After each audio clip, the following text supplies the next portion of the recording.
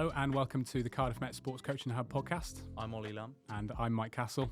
We're here to bring you insights around all of the latest cutting-edge research within coach education and practice. You can stay up to date with all of our latest episodes through the links in the podcast description below. We hope you enjoy the episode.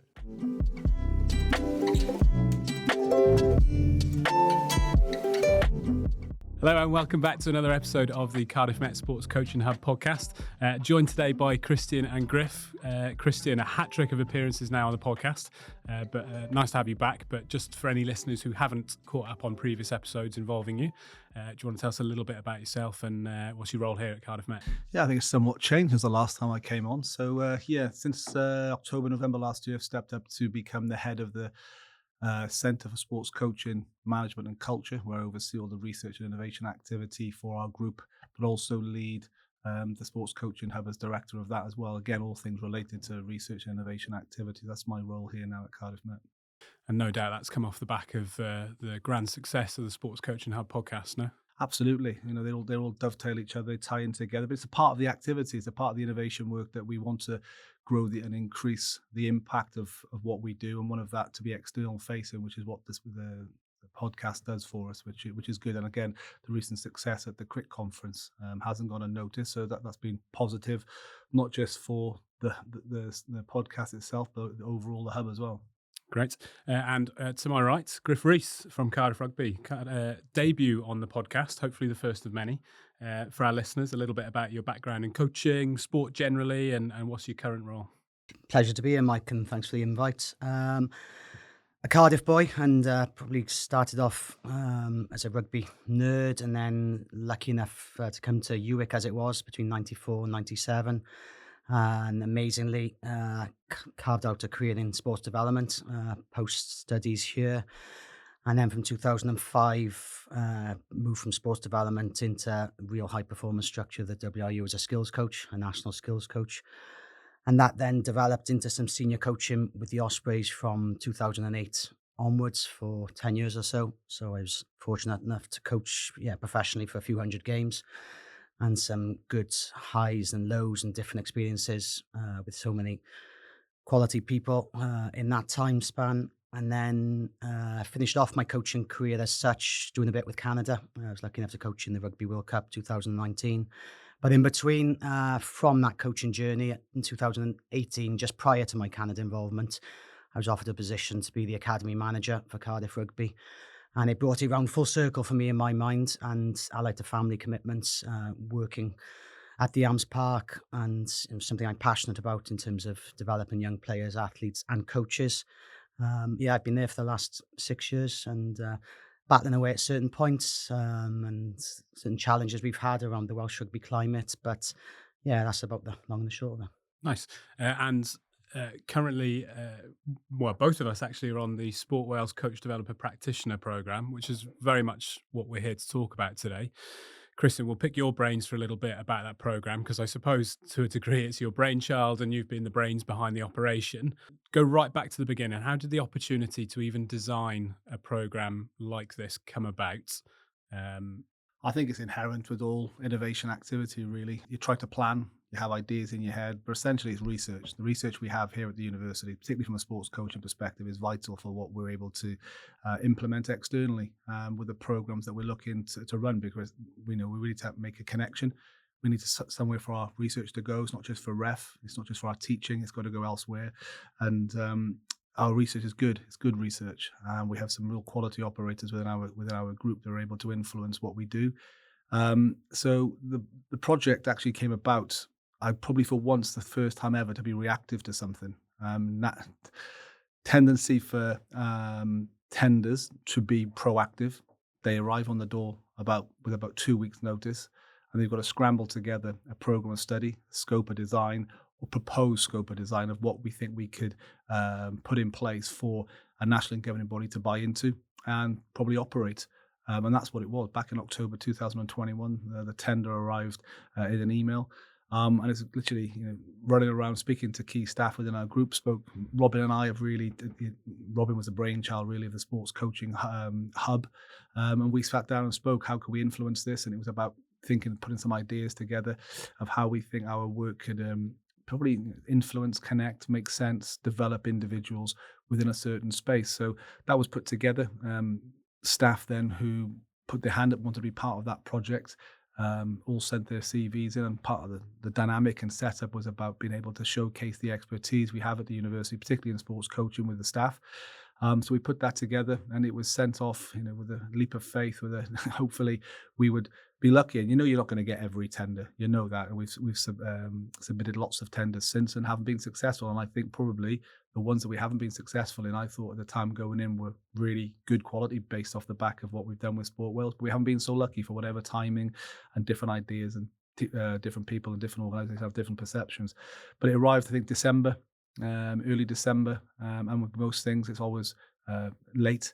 So this was meant to be up and running by April 2022. I don't think we started the interviews until April 2022. So we had to go through a process then of I've been able to sift through candidates that want to be part of the program, and then go to the interviews. So that's really kind of where it started.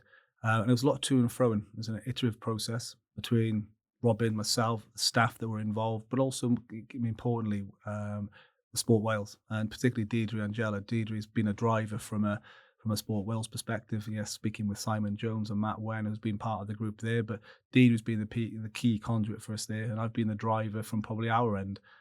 Certainly, it's not my brainchild. It's just a project that I've led, and I've led it with a group of staff that I think have put together an excellent program of study. And something recently I was asked up to the English FA to discuss coach developer work, and it's a project that I put together. I put forward as an example of best practice. I think we've been, and some of the later questions you're going to ask around the program, but I think we've at times reacted to the needs of the candidates, the timing, the space, so that each residential that follows becomes better. But we've also challenged.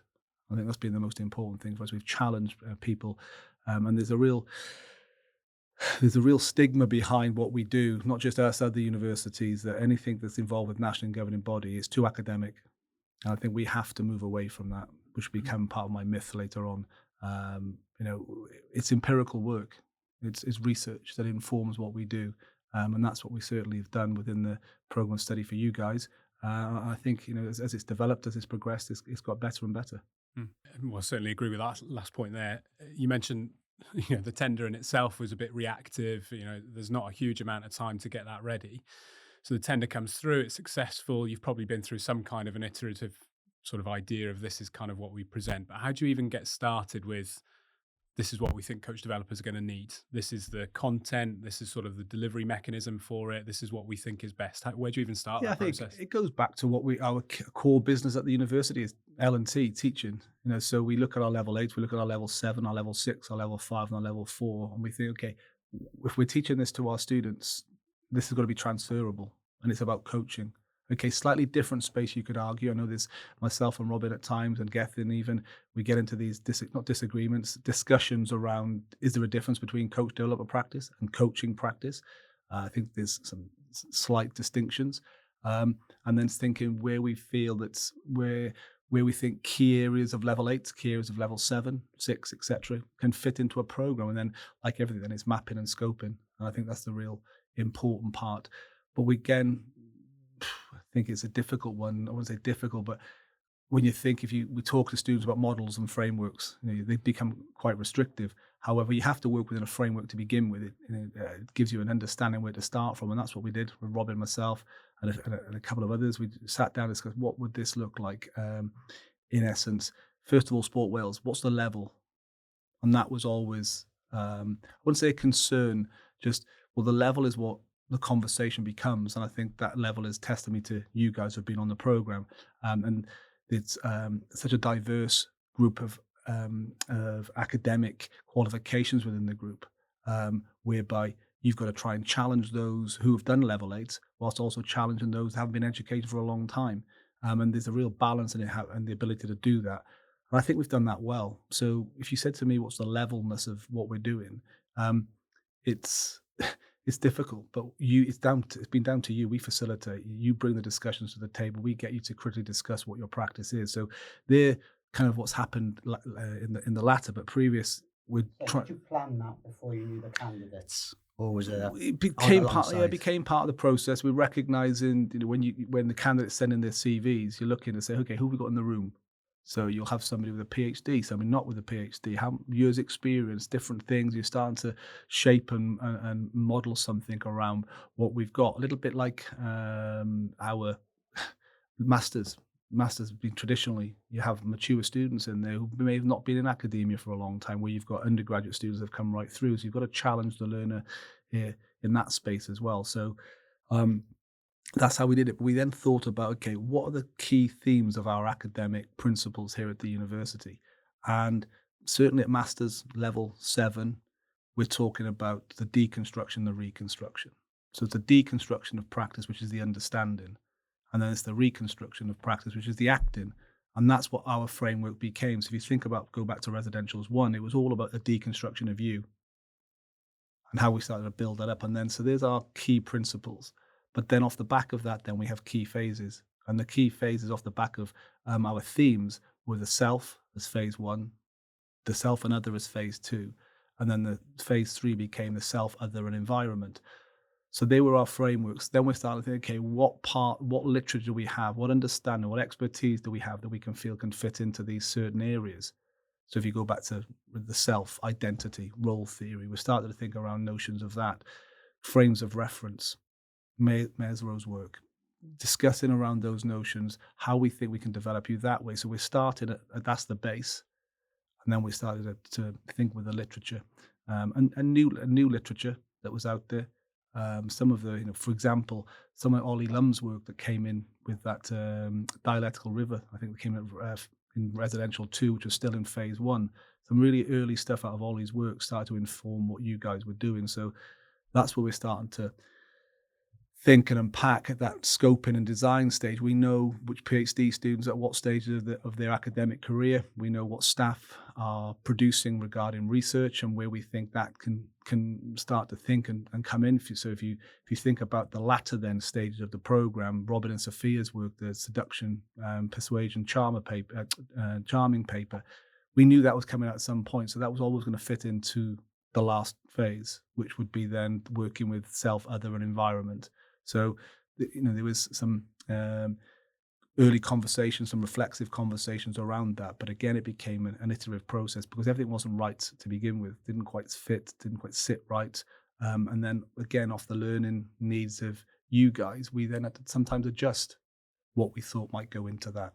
I'm sure you'll remember quite well those Tuesday afternoons just after lunch, and you've got a really hard, difficult session to get through. And then we started to listen to the comments that you made both in the focus groups and also the conversation we were having with you. And maybe we need to dial down that Tuesday session to think how it can be a more interactive session so the learning experience for you guys becomes a little bit different. And where do we frame that? So that's where we started to have to think more and think with your needs in hand. And again, I'm trying to not to talk with the literature in mind, but it goes back to Van Mynen's work on pedagogical tact. We've got to respond to the needs of you guys in the moment, but then you were telling us in your feedback. So that's how we started to develop the program. And what was nice for us within that was that there was space in the program, the 3 to 6 months I think we had in between programs, but also that gave us enough time to think about, okay, what can we do next? So it was constant. And in the background here, constant weekly, bi-weekly meetings with Deidre and what she felt and how she felt things was going. Now, bearing in mind, Deidre comes from a different perspective. Her lens tends to be from a psychological perspective, so she was seeing things different. And talk about persuading, working with Deidre, trying to get her to think in a different way. And I'm probably forgetting here, and more importantly, within the program, we had to align to CIMSPA standards. This is a program that's being supported by CIMSPA. Now, CIMSPA are a completely different body to us, but we had to work within the principles of what CIMSPA thought coach developer practice was. A key person within this then was Andy Lane. Andy's got a very good relationship with CIMSPA. He's worked on how we can map those CIMSPA principles to our undergraduate program. So it was working with Andy then, how can we map our literature, our course content from our coach developer program across to CIMSPA work. And we started to do that. So, it was not just something that, we've got this and this happens in isolation. We had to make a lot of moving parts and have to make them connect in order to put a program together. Yeah, and you've sort of talked about things sometimes being quite reactive, quite responsive, etc., which sometimes I guess sets off ideas that things have been quite fast paced and etc. But the program's been going for 2 years. We're just coming towards the end of it now. Like you said, we started in September 2022, I think it was. That was the first residential. Just for a little bit of context for those that are listening and watching, it's been 6 residentials. Each of the residentials has been 3 days worth of stuff, I suppose. Um, and the each sort of 2 residentials has formed a phase, if you like, isn't it? Which you've sort of talked a little bit about there. But they've been stretched over a really long period of time. So when you were in that initial design phase, was the idea for it to be this is a 2-year long term? 2 year. We wanted 2 years, but because of funding, and basically again, this was driven by funding from national and governing bodies, that they wanted it no longer than 18 months. And that fitted quite well. And then we started to think how you plan what that would look like down on paper. And as you rightly say, they were 3 days within each residentials. And the phases then were 2 lots in each of residential in each phase that worked under the themes that we wanted. So it was done in that way as well, because we didn't want to rush learning. We spoke to the group about rushing judgment, being critical in the thinking, and that's what we didn't want to do, is run this through within 12 months. And all of a sudden we fast tracked everybody. And I can imagine at times for the candidates, it's been a little bit drawn out at times and probably wanting to get into that coach developer space quicker than anticipated. And I think we're well aware of some of the issues that we faced. I mean, trying to get you into that space, but I'm glad we did it in those 18 months, because I think we're seeing the benefits of it now. And I suppose also what we probably haven't touched upon is that you guys will become the first 8 elite coach developers that will be chartered by SIMSPA in the UK, which is fantastic for you, but it's also fantastic for Sport Wales and it's fantastic for the programme. And of course, as at Cardiff Met, they've been able to put that together. So I think that's really important, that ultimately you guys are going to get the credit you deserve, having gone through that 18 months and looking at it from a diverse group at the beginning. You're involved in WhatsApp chats, email exchanges, and it's a very close group from, as I say, a diverse group of sports. And again, this is Robin's brainchild. This one is that he always wanted to do something with mixed sports, and we've got mixed sports. We've got triathlon, rugby, tennis, dressage, badminton. Forgive me if I miss somebody out here. I think they're the 5 sports I think we've got in there. We've got 2 from tennis. Yep. So we've got a mix of sports that we've been able to draw upon, and sat there sometimes speaking to Steph, for example.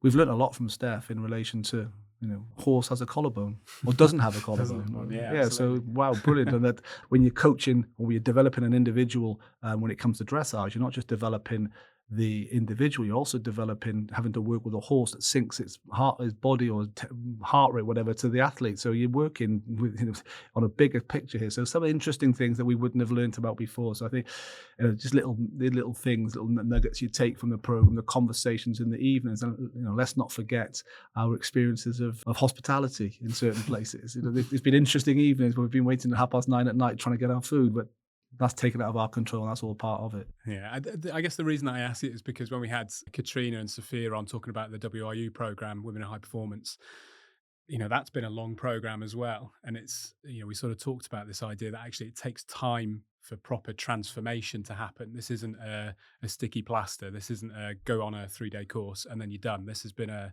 properly transformative process, or at least I feel like it has been for me. Griff will talk about some of our experiences on the course in just a moment, but that time needed has been, I just wanted to know whether that was a really sort of, I suppose it was always part of the plan from early doors. Yeah, again, we have to lend on Robin's experience. Robin's understood this. He's written in the space for a long time. But a lot of us now, certainly myself, working in that coach developer space, doing work with WRU, doing work with the FA, doing work recently with World Rugby and developing some of their coaches. I've learned from those experiences, and it's become a passion of mine now in working with coach developers and trying to make the difference there, because ultimately that's what the program's about, is giving candidates the capability and ability to change practice within the space they're working in, and that's what it's about. It's about developing people. So we knew that we couldn't rush it. It would be wrong to rush it. Time was something of it, that we felt was really, really important here. Again, designing our academic programs are not raced through in a certain period of time. To get an undergraduate degree, it takes 3 years. To get a master's, it takes 2. PhD or level 8 thinking is 3+. So there's an argument there to say you can't rush learning, and you need time and space, and that's exactly what's done. And we're finding that out now. We've researched this program. We've researched the level 4 WRU level 4 program, which again, you spoke about transformative learning. The paper that's just about to come out now in relation to that is about transformative learning. The project that Sophia's leading with the women's program, that has been researched. So we're trying to do that in order that we can develop a better understanding of what we need to do to support and develop the individuals in that space, to make a difference. Amazing. So, Griffith, I mean, it's been over 2 years now. What was it about the program when it was advertised that attracted you to it in the first instance? A couple of guys I'd worked with previously, I knew I had confidence in, sent me the link. So that, instantly there was a bit of understanding of people are looking out for me and thinking, yeah, this could be a good opportunity for me, because I took the academy role, and I love the strands of it in terms of driving a high performance program and the talent ID and talent development process that we go through. It drives so much of my adrenaline and energy that I like to carry through my work. But what I felt, having looked at it, and I was in the job a couple of 2-3 years at that point, you are in danger of being a jack of all trades and master of none. And I was probably reflecting a lot on my own coaching experiences and getting to that point of being a bit institutionalized by coaching. There was, on reflection and looking at that time back deeply, there was definitely some burnout that took place in my coaching. But I was in a position where I could and should be communicating some of my experiences better to the guys I was working with on a daily basis, my professional staff as well as the volunteer network. But I was only really skirting the outside of that, really, in terms of my sort of conversation with them, in terms of getting to know people. And I wanted to delve into that a little bit more. I wanted to draw on, as I said, some of the strong experiences I think I'd had in the past, a couple of great coach development experiences I'd been involved with, and some of the sort of connection that came with that. And I was probably missing that, and wanted to drive that part of my world a little bit more in terms of my professional world, but also for me personally as well, in terms of, looking at something that I knew would challenge me. And I'd done a master's prior in 2005. At that point, I'd been involved in a strong program of mentoring for my own coaching with someone like Robin. And it was drawing on all those thoughts and emotions that, felt I needed to commit something to this. I committed. And then, by God, it did challenge me. I think, again, we speak about the challenge. We can challenge to a point that it breaks and we never get people back. We get the challenge to a point whereby we're trying to take you out your existing knowledge space and trying to take you to somewhere where you need to know more about what you don't know. And that's been a big, if you talk about a strap line for the program, it's been that, hasn't it? You only know what you know. And we've asked you to do that. And there have been at times where, particularly in some sessions with Robin, you've been challenged, and not that it hurts. It just really makes you think. It makes you become more critical of what you do. And it's not till probably, we speak about time and space. It's probably not until the next residential do you actually come back. Oh, that time that really that session, I can see it now. I can really see it. And that's the challenge. And that's when people speak. How do you see learning? That's when you start to see learning take place. And then right at the early stages, we had problem-based learning. Absolutely. They worked at the beginning, but discussions that we're not sure okay, fine, we adjusted, but they made you think, and the criticality of your thinking individually and as a group from that first PBL to probably the last one we've done was huge amounts. So again, learning, transformative, that was showing us that the program is working because of the levels of discussions and the criticality and the thinking behind. And then again, Griffin, working with you as so-called mentor within this, we could have those discussions, and you could start to see that in your thinking. They became abstract stuff to begin with, but all of a sudden now some of your questions back to me were deeper level than just couldn't quite connect. Yeah, even now I'm reflecting. I think you've given me too much caffeine, by the way. I think, yeah, but my heart is going back to the first residential in particular, where I certainly felt I was drowning a little bit around some of the subject matter, a little bit impatient. But then again, you look back on that and think of the content and understanding the sense of self and what that drew out actually probably post first couple of residentials, and that notion of caring I take from that is just quite powerful when you go back to where, again, I can feel that sense of feelings and doubt around myself around that sort of first period. But yeah, I think Christian's probably given a narrative there of where it sort of evolved for me anyway. I think some words we were using at the beginning, again, which I think makes what we do different. I think that's our USP, is that vulnerability is a term that we've been using. Now, it's probably seen as a bit of a dirty term, or we shouldn't probably use that term. Coaches shouldn't be seen as vulnerable, but we actually are. You walked in that first day, no one knew each other. And you all sat there, all feeling, as you said, Griff, a little bit, the heart's beating, a little bit, what am I stepping into? So you're vulnerable in its own sense there, but we challenge that vulnerability to ask you, to question you where you're going next. What does that journey look like for you? And each time you could see, I don't want to put my hand up. I'm not answering that question. I'll wait for Donald to say it, because Donald always replies. But then actually, you could see people growing their own confidence through the ability to have the independent thinking. But then you'd have your perception breaks, and the perception breaks have massive value. Again, another thing that probably from experience, you have your perception breaks generally on a coach education program at the end of the day, in the bar, having some food. We bring them forward and put them into the group, which is, again, a perception break, is something Robin's always spoke about. You bring that in after 15, 20 minutes of discussion, of learning, Yeah. make sense of it. How did you find them, Mike? Because my initial thoughts is I'm always quite skeptical. Oh, this, cheesy. What is this? Yeah, can we just move on to content? But I thought they became really valuable insights. I guess the timing of my experience slightly flipped on yours, in that because I've been, I probably spent the last 2 or 3 years before the program started in classrooms with people like Robin and Geth, etc. And so I'm very familiar with those perception breaks. I know roughly when they come in. I knew quite a lot of the content. It was stuff that I'd been over in the taught elements of the PhD program as well. So I was feeling fairly comfortable to start with. I guess where I was more uncomfortable, and equally this was part of the sell of the program, was that I've spent the majority of my sporting life in tennis, particularly my coaching life in tennis, sort of the last 15 years or so. And so I wanted to see and hear about how things work in different sports. Well, what's ended up happening is you guys have started getting more comfortable with perception breaks, and we're sharing over a dinner and a few too many glasses of wine and things like that in the evening. But then when you get later into the program, all of a sudden then I'm like, right, okay, I need to start thinking about, well, where am I going with my coach development work? What sport am I going to get sort of paired up with? And I can operate in tennis, no problem at all. But when you get dropped in with different sports, and you think, oh, well, okay, now I'm really being challenged. It's sort of, that's when I felt like I was floundering a little bit. I was a bit like, oh, That's I'm where the happy challenge was for us, because we had a similar situation with Geth and Thomas on his level 4 a few years. Geth had a PhD. He was familiar with the content.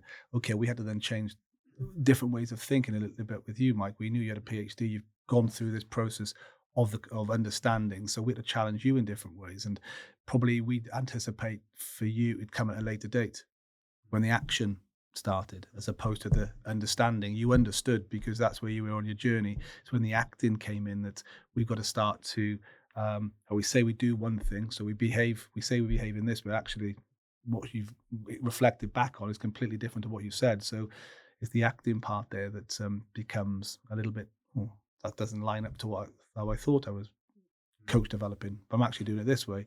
So it's making sense of that. I think where the challenge would come at a later date for people. And I think that's inherent, that's natural. Again, we've got the experience now. We're working with 11 national governing bodies, and we've written at small scale to large scale. And there's a lot of crossover just in different contexts. And we've recognized that, and we're trying to utilize that experience and that understanding that we can use on probably the bigger programs, that we can have the longer time spent with people, because some of the stuff that we do are 3-hour workshops over the course of a 6-week block. But that's what that national governing body needed. The bigger, so-called bigger national government wanted more. So therefore, we have to design programs in that way. Griff, in sort of starting to get more comfortable with the process then, what's that been for you then? Has it been just familiarity with the room and the people that are in it and the way it's going to get delivered by people like Christian, etc., or is it just feeling a sense of, okay, I feel challenged in my practice here and I feel like things are developing, and so this is what's meant to happen? You know, what's it been for you to sort of become more comfortable in the setup?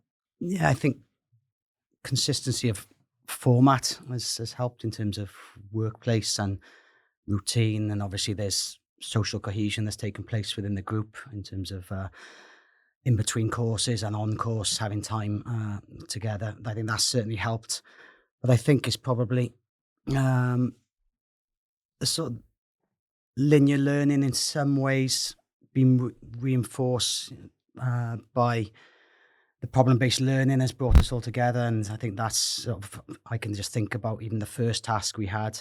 You know, there's aspects of social identity and I putting things together, and just from a practical point of view, but working with you, and you're applying the theory to it. So immediately I'm understanding more where theory flows to practice and vice versa, and where things can apply, and that's accelerating my learning. That when I'm having a mentor meeting with Christian, I'm giving an example of something in work, some aspect of orchestration or political astuteness, and then Christian's drawing it back. Well, that's the theory based on this, and sorry, that's the action based on this. So it's starting to work twofold for me, really, in terms of my work environment, and me as my sense sense of self in relation to others as well, and that's been quite powerful, as well as good applicable subject matter. There's things that resonate with me constantly now in terms of how I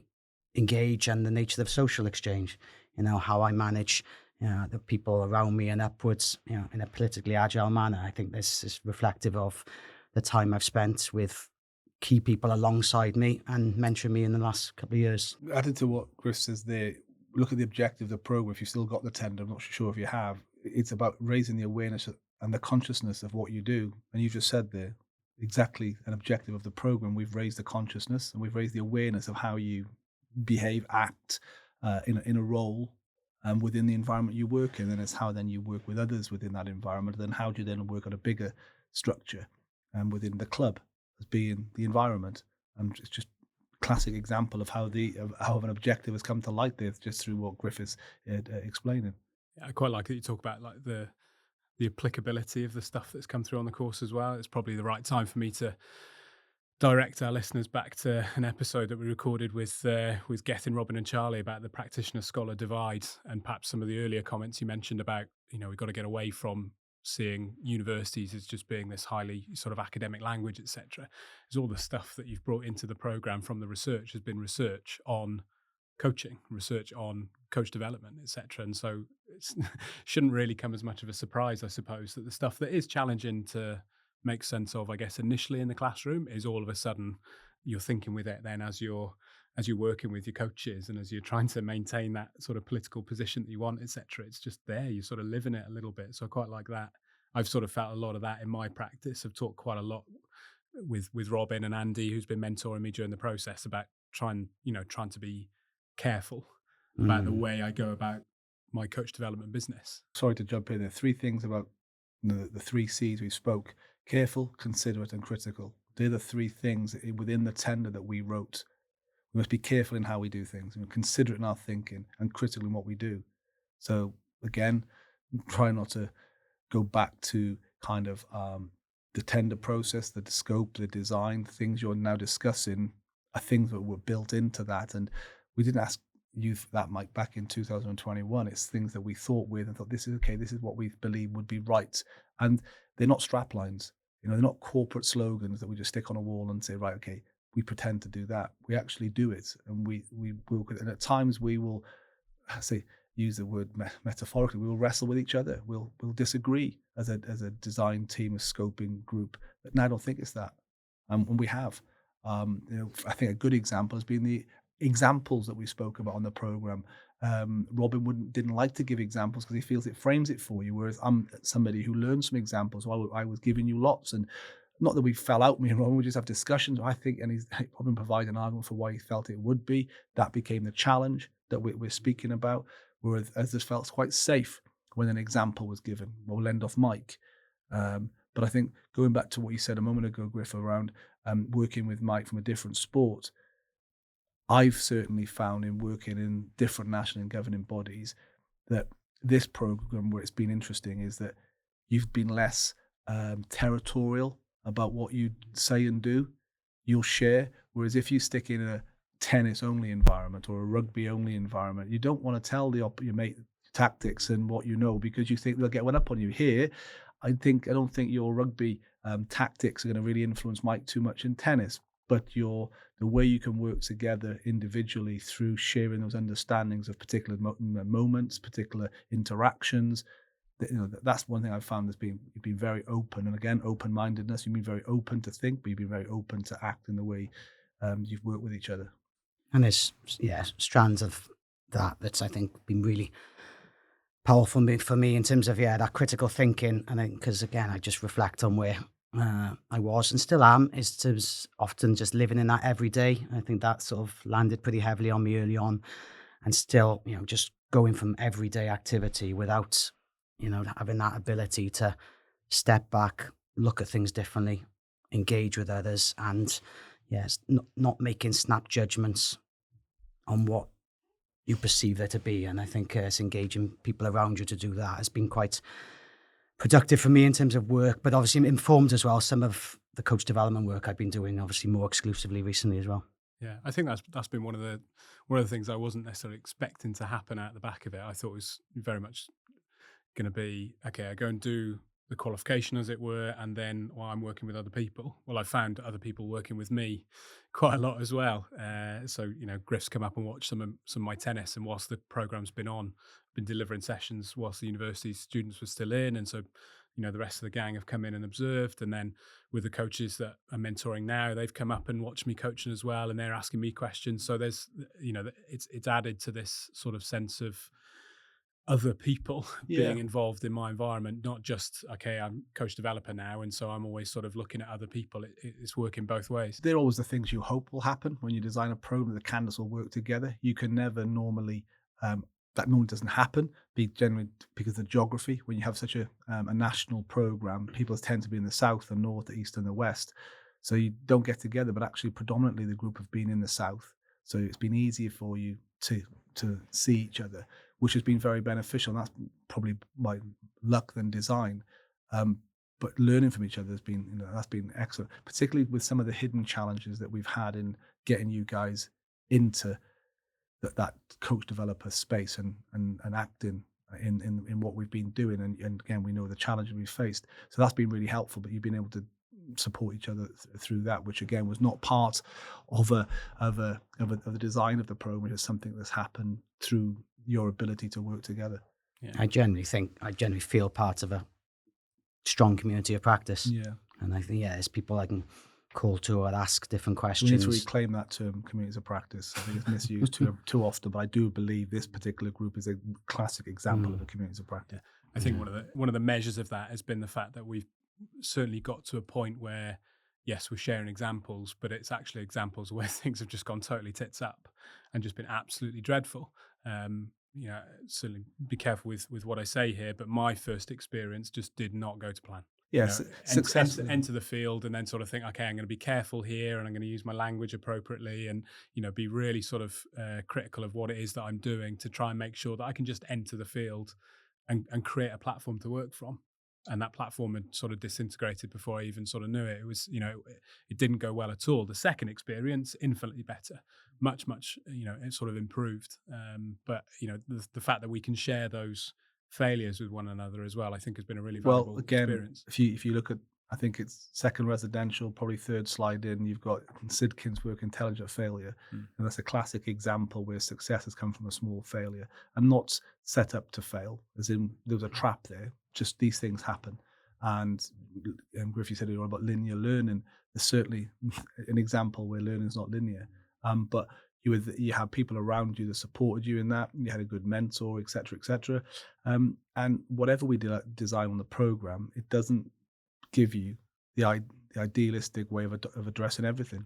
Things happen, and it's how you then how you're able and the ability to want to step back into that space. What have you learned from the experience and put that into practice? And I think again we can never give those ultimates, and I think that's where as mentors we've adopted a very good stance of we don't expect you to imitate or emulate what we've done, certainly imitate. You do this, you do that. We try to help support you find a new way. We try to open avenues for new thinking, but supports some things. And I think a classic irritate at times, sometimes not give you the answer to make you think a little bit differently, because it would be wrong of us. So you must do it this way because every way is different, particularly in the different sports that we operate in. The climate within Welsh rugby and Cardiff rugby is completely different to what's tennis Wales. So but we can still try to translate some of those experiences across, because ultimately, go back to your PhD, Mike, and level 8 thinking, it's the transferability of the findings. So you've got to be able to transfer them across the different places, and it's those shared experiences that you're able to transfer that are helpful. Not exactly as told, but I can understand what Griff said about that, and maybe I can think this way or do this. So I think that's important as well. I know it's difficult to sort of cherry pick things out of a course that's so big, but have there been any sort of key moments or key takeaways for you, Griff, that have really informed the way you go about your business as a coach developer, or even in your role as academy manager? Things for me are probably my work with a coach. So I'm the coach developer, so it's like side of my work sphere, but working with a coach from a different sport and having similar frustrations really in terms of some sort of problems, in terms of not problems, but understanding his needs as a coach are probably different to my needs as a coach developer, and marrying that up in terms of logistics. But then, getting to a point where you're finding some good evidence of learning, and not just evidence of learning on a piece of paper, but actually, engagement with someone and giving good examples of understanding when to be authentic and when to play that different role, and how to use body language effectively. And I think for me, then someone transmitted that back to me when we've had this sort of dialogue around how they portray themselves in certain moments and where do they want that image to go to. Funny enough, we spoke about that with another separate coach offline. That's been quite, sort of big moments for me, really. And so I think back again to where I was, I be traditionally going into it thinking I could probably talk about an example of I did this with Dan Big and it worked, and that's amazing for the coach. But actually, it's no reflection at all on what that coach needs. So it's working through that journey with that coach and getting that back from him and observing that as well in practice. That's probably the most interesting part and enjoyable thing that I can take from it, because that's real, it's tangible for me and that coach. Yeah, that's definitely the challenging bit. I think is you get that sense of engagement and you get that sense of sort of inquisitiveness from the coach that you're working with from time to time, and then when you make suggestions, like for instance, we're talking about with the coach that I'm working with at the minute, trying to be a little bit sort of more brave, perhaps, in the way that he goes about doing his coaching. Well, it's one thing sort of saying it and seeing it go in, oh yeah, okay, that makes sense. But then actually going and watching that coach and then trying to identify that's him being more brave. Oh, that's tough. That's really, really tough. So I think that's probably that's part of the ongoing work, the sort of, spending more time with that individual, trying to figure out what that individual does generally, what's their sort of everyday coaching look like, and then can you spot a difference that's that sort of difference that you kind of spot as it, okay, that's the I've difference. not seen that before. The difference that makes the difference. Yeah, That's yeah, exactly absolutely. what you're looking at. And again, that goes back to, if you think about the work that we have covered on the program on noticing. That's a classic example there of where you're suggesting that you're observing somebody, but actually what you're observing, you've seen them do that every time. So it's the relational act to that, I think, is what you're looking for.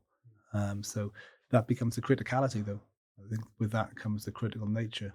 For me, I think that's probably a standout moment for me. I won't say standout, but certainly a key moment for me was Residential 3, which went into phase 2.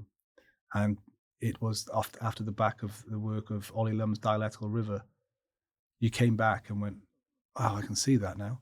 But for an hour and a half or an hour within the workshop, there was no way any of you could see beyond what was presented, and you were just lost, absolutely lost. But it was the time, it was the space, it was the thinking that allowed you to go away and then come back. Oh yeah, I remember that's what we did in Ollie's session, didn't we? In the last block, yes. And constantly gets referred to Yeah, since. Yeah, yeah, absolutely. And that was a standout.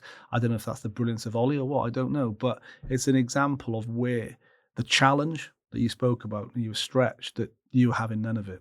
I was looking at you all and thinking, you're not even accepting it. Some didn't want to accept it. That's another thing. Some just doesn't fit into my world. This is not what we do.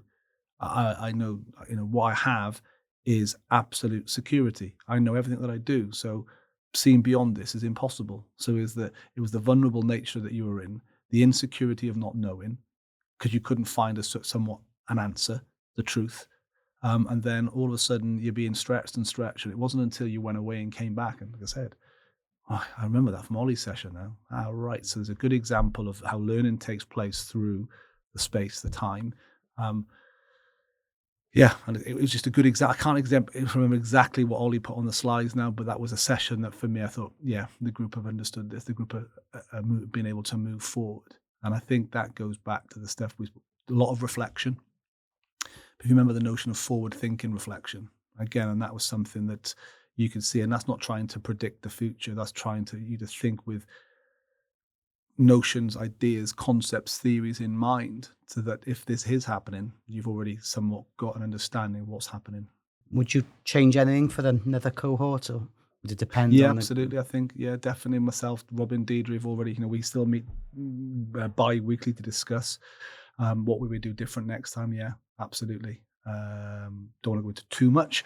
We still haven't got all the themes yet back from the focus groups that we've done, and that will certainly be something that we'll be taking forward, because it'll be your experiences that shape it for the next cohort. Hopefully there'll be a next cohort. I think what we've got to be careful of is that we don't dilute the workspace. Too many coach developers, because there's not enough sports. We're quite small in Wales, aren't we? So we've got to be careful with that as well. And I think we've got a classic example in certain sports where there's too many qualified coaches and not enough roles. So we've got to be careful with that balance there as well. But certainly there's things I know that we've learned ongoing throughout the program that we've changed, the problem-based learning, the dial up and the dial down at times. When I talk about the dial up and the dial down, it's not that we'll change the level of content. I think at times we just got to think about, let's say, that Tuesday afternoon when you've been in for a day and a half and you're tired and the sun's beating into that room, and you need that little bit more interactive. So we create a session that is more interactive. Simple little thing, but it goes back to recognize you do it for your players when you're coaching, not coach developing. When you're coaching, you think about what session best suits your players. If they've been in on a block for 3 or 4 days, you do it there. So why wouldn't you do it for the learner within a coach developer space as well? Yeah, I think that's probably one of the quite enjoyable parts of it. Probably took us a little bit of time to sort of find our voice with it, but actually knowing that we've got a bit of agency to say, well, hang on, this is moving a bit too quick, or everyone's absolutely knackered, we just need a little bit of space here with this concept, or can we try something different? And they were the boundaries we put in place. We've said, make a stance, challenge us. I'm happy to be challenged. I know I'm not always right. Deirdre would challenge me over something. I remember with the session on care, Deirdre didn't see empathy in a way that I saw it. Deirdre saw it from a more of a psych perspective, and I gave it from my perspective. So that you could see that the challenge in the room was respectful. You could see that the challenge. You have huge empathy. I did. Yeah. But you could see how the boundaries were there in place, and they were very respectful boundaries. And on the program, I know when we wanted to do the next PBL. I'm not sure, Mike, if you were the leader of the gang, but you're not quite sure if this is working anymore. Well, we asked why. Okay, fine. And me and Robin gave our explanations as why we thought it was working. And we were fine with that. We didn't do it afterwards, which is no point in doing something that we're not going to get buy into, but also recognizing that if we have an expertise and an understanding of what we think is needed, then I think we will give that. It's not to mean that the next cohort can decide what they want. It's like our students, they can't decide what they have in their curriculum. I think we'd like to think that we have the expertise and the understanding and the education to put things in place. But remember, we also have to, again, go back to this, map this to SIMSPA. SIMSPA, we're talking about biopsychosocial. So we had to map some of the work that we brought into the program around that, certainly in phase 2. So we're bringing in John Radner from S&C, Rich Neal from psychology, to bring in to show, and Andy Lane came in from the UEFA project with the well-being, how we can adopt those principles within our framework of understanding and to give it to a group of coach developers. And if there's an example of getting things wrong, was a good example of Rich Neal with a certain group that he went into, that he was used as a psychologist in a completely wrong way. And we then, as coach developers, got to be reminded that if you've got a psychologist at your disposal, how are you going to use them? Not in the way that Rich was. So it was develop an understanding that way. So yeah, we've had to be flexible in our philosophy of what we see sports coaching and coach developer as, when we're having to bring in those probably themes that we don't notably use normally. But I think we got that across. I think the themes and majority, if not nearly all, guest speakers, I think landed at the right time. Yeah, the guest speakers were key, and again, probably that's my fault for not mentioning that at the beginning about the design. That was something that I'm a big believer in. We need guest speakers at the end of the day, or certainly at the end of the 2 days, to try and demonstrate and highlight how these themes exist in practice. And it's down then to you as the candidates, for example, being able to draw on what they say and link it to the theories, concepts, and ideas. And we do that on all of our coach development programs that we run. And coaching program that we run, because I think that's important, because sometimes we can still get lost. I don't see this fitting. But if you can see somebody come in from a different area and talk around these ideas and concepts, and you can start making the link, then I think we're doing a good job in being able to raise that awareness and consciousness. Yeah, I think it's been nice with those guest speakers, not just to see, okay, this is sort of what it would look like in practice, but actually also see some of the contradictions in the way that things are being done. Like you talk about Rich there and some of his experiences and not being used in the right way or the way that he thought he'd be best used. Yeah, we're guilty, versus, aren't we? Versus how it's sort of how we've made sense of, this is how we should be using someone, etc. That's been quite nice. Generally becomes a textbook. This is how it's done, and it always works. That example with Rich was a classic example of how it didn't work. So I think that was. And that, again, wanted Rich in, but we didn't design it that way. It's what Rich said, I think this is what would suit. Fine, brilliant. Yeah, I think it does fit, Rich. You're absolutely right. There's real life multidisciplinary challenges in terms of the coach as an orchestrator, and putting that together was quite interesting. I will say I don't think I was the ringleader on taking some of the people out, but so I guess acknowledging my position, I'm I guess one of the participants in the room with a Cardiff Met badge on my chest, so it's quite easy to relay messages across about how the group is feeling about things. But I do think actually, again, it's probably Donal. We blame Donal for everything, but I think he won't be too fussed about that. I think. Well, one of the things I wanted to ask was to you, Griff, about have you during the time have you sort of sensed that sort of level of challenge in the room, but challenge as far as sort of being like quite a generative discussion and quite productive form of challenge, or have you seen it differently as this isn't quite right? No, I think we've always asked good questions of each other, and I think the perception breaks have been good moments where probably, like I said initially, I was skeptical of that format, but probably it was a good safe space to challenge, and connect to someone close, obviously close to you geographically, being able to do it without the room, and probably Robin or Christian being too obtrusive on that. So I think that probably, transcended the fact that then we probably built confidence from that sort of format that we could then start to challenge in a different type of way as we went through and share those vulnerabilities. I think there's probably examples where we all probably, vocally were open about some of our vulnerabilities at different points, some early on, but then, there's consistently all the way through. But it was never an issue. In fact, it was probably real rich learning for all of us. A man that's skeptical of a perception break but loves a carousel. But just going on to what Griff said there about being unobtrusive, again, the focus groups by design were made to sure that the key deliverers, i.e. Robin, Deirdre, and myself, were not part of the focus groups. So therefore, you didn't feel a little bit under pressure, anxious to say what you felt you needed to say. You got two other people who, both did. They both did deliver on the program, but you didn't see them all the time, and you knew within that then you could say what you felt. And we've listened. You knew we were going to listen to them, but I think that again by design was something that we felt was important. That when you have those focus groups, it'd be around someone that probably wasn't with you for the last 3 days.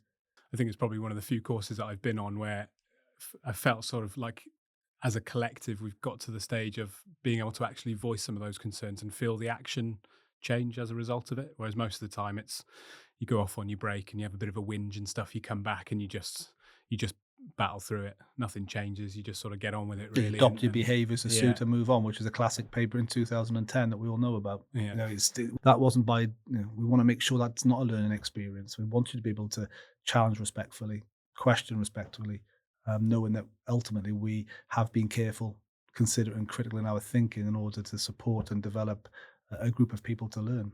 Yeah, perfect. Now we're getting close to about an hour now, and we've still got a little bit of ranting to do at the end. And with Christian in the room, that could take some time. So, just one final question each to kind of conclude this bit about the program. Griff, for you, what's your sort of hope moving on from this? So, course ends soon.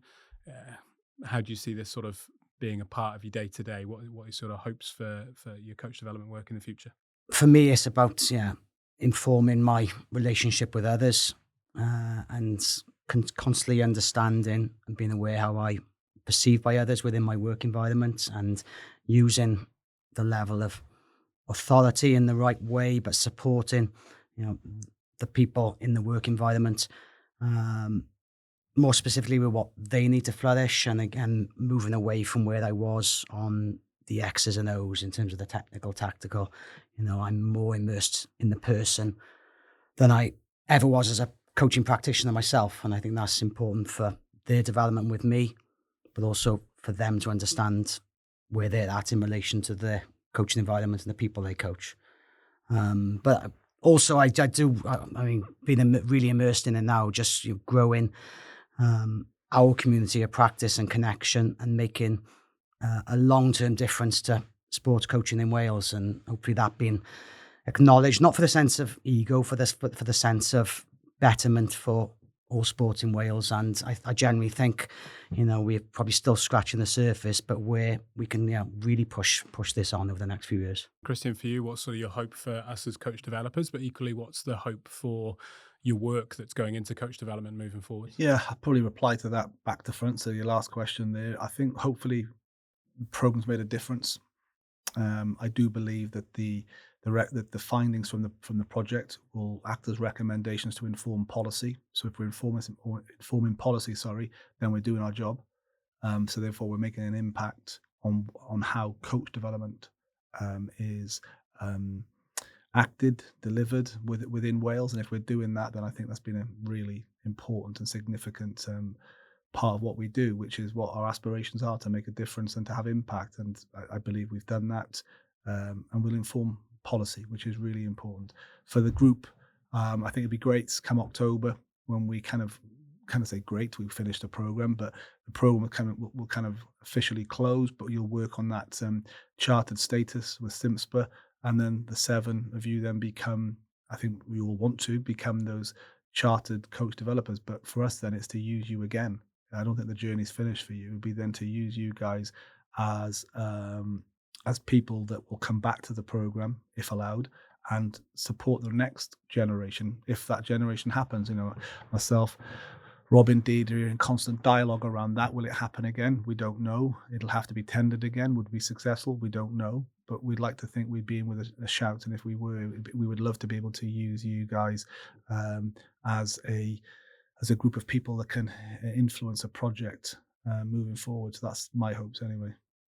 Perfect. Clear your diary, Griff.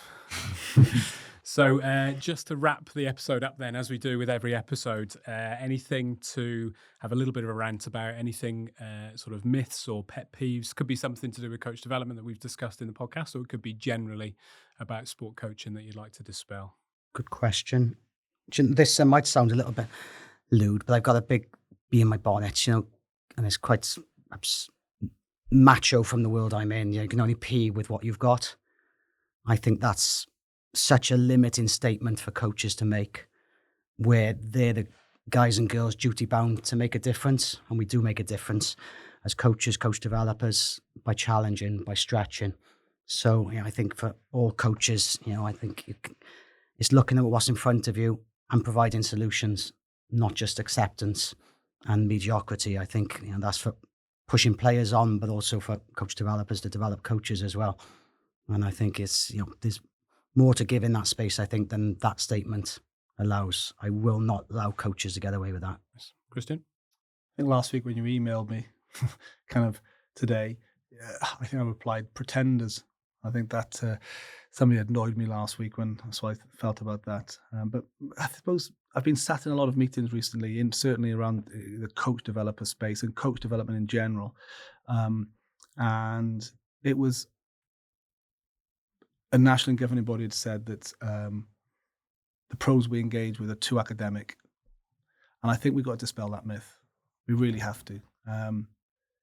Yes, the majority, I can't speak for all, certainly the ones that we're involved with, are empirically driven. They're informed by research, but they're certainly not academically driven, as in that's how we speak in there. It's not, you're not undergoing a master's degree or an undergrad or a level 8 qualification. What it is intellectual work. We're getting to think differently. So we have to dispel that myth, in my opinion, that about this academic nature of the work is that it's underpinned by empirical research, but we also duty bound as academics not to get lost in the jargon that we speak with every day. Because if we want to make a connection to national and governing bodies, there's certain things that scare them away. Myself and Geth meet every Friday morning to have a discussion about the week and some of the topics. And we had this very discussion last week. And I said to Geth, would you be okay if I discussed this? He went, yeah, absolutely. Because he's of exactly the same opinion as me, that it's not that we dumb down our work, far from it. We don't dilute our messages. We've got to be careful, say, as academics, be duty bound, that sometimes the language that we discuss in classroom is not probably doesn't fit then, for example, within a national governing body program, but you can discuss it in practical terms. You just have to conceptualize it differently. So I think for me, dispelling the myth around coach education programs are academically driven or too academic. I disagree with that. They're empirically driven, that informs, and then we discuss things around concepts and ideas. But also likewise from an academic perspective, we're duty bound not to get lost in the words that we use, because I sometimes feel that it pushes away, or it improves the argument for national and governing bodies. So I'm not going to engage there, it's too academic. Nice messages from both of you there to finish off. That brings us to the end. So many thanks to you both for joining me today. Really appreciate your time. Thanks again to the Sport Broadcast team for all of their continued support, especially Ellie and Alex. And thanks to all of our listeners and watchers on YouTube for tuning in. We'll be back very soon with another episode. Make sure you subscribe to the podcast, leave us a rating, and we'll see you all next time. Thanks for listening to this episode of the Cardiff Met Sports Coaching Hub podcast. If you enjoyed the episode, leave us a rating and a review on your favourite podcast platform.